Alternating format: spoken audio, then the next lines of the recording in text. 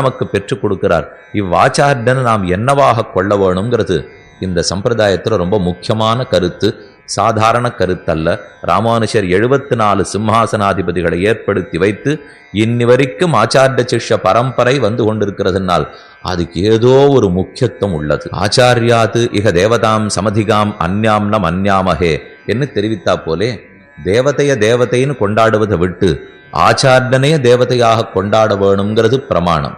ஆச்சாரியாது இக தேவதாம் சமதிகாம் அந்யாம்ன மன்யாமகே. ஆச்சாரியனுக்கு சமமாக அவனை காட்டிலும் வேறுபட்ட மற்றொரு தேவதை நமக்கு தெரியாது. இப்படி ஏன் நாம கொள்ள வேண்டுமென்னால் அவர் பகவானாலே நியமிக்கப்பட்டிருப்பவர். நமக்கு ஆச்சாரியனை கொடுத்திருக்கிறதே எம்பெருமான் தான். ஆச்சாரியனை கொடுத்து இவர் மூலம் நீங்கள் நம்ம அடையலாம் என்று எம்பெருமான் சொல்லுகிறான். ஆச்சாரிய சாமியத்துக்கு அடி சாஸ்திரம் என்ன போதித்து? மாத்ருதேவோ பவ, பித்ருதேவோ பவ, ஆச்சாரிய தேவோ பவ, அதிதி தேவோ பவ. மாதாவை தெய்வமாக நினைப்பாய், பிதாவை தெய்வமாக நினைப்பாய், ஆச்சாரியனை தெய்வமாக நினைப்பாய், வந்திருக்கிற அதிதி பரமபாகவதோத்தமனை தெய்வமாக நினைப்பாய். என்னை இவரவர்களை தெய்வமாக நினைக்கணும்னு சொல்லச்சு ஆச்சாரியனை சேர்த்து சொல்லு.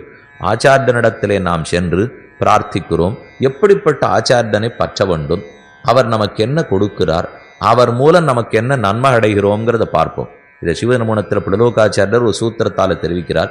வேதாந்த தேசிகன் தன்னுடைய ஞாசவிம்சதியினுடைய ஆரம்ப ஸ்லோகத்திலே தெரிவிக்கிறார். ரெண்டையும் சேர்த்து பார்ப்போம். லோகாச்சாரியர் சாதித்தார், ஆச்சாரியன் நமக்கு இவரே மந்திரமாய், தேவதையாய், பலமாய், பலானுபந்திகளாய், பலசாதனமாய், ஐகிக போகங்களாய் ஆச்சாரியனையே கொள்ளக்கடவன்.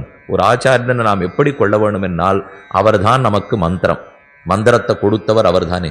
மந்திரேத தேவதாயாஞ்ச ததா மந்திரப்பிரதே குரவ் திரிஷூபத்தி சதா கார்யா தாகி பிரதம